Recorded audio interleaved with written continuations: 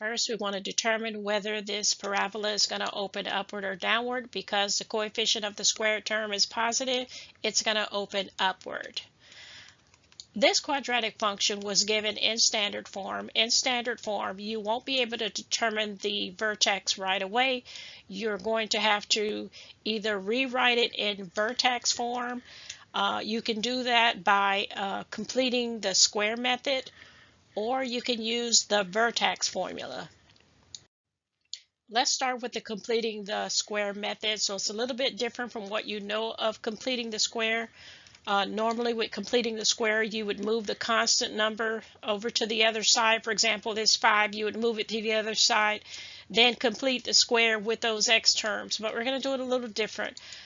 So what we're going to do is we're still going to complete those square to the left, but instead of moving the 5 to the other side, we're just going to move it to the back. Okay. Now we're going to go ahead and complete the square. Half of 6 is 3. 3 squared is 9. So 9 is the number that will complete that square.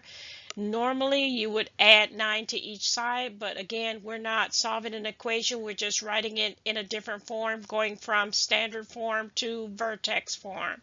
So if we add 9, what we have to do is subtract 9.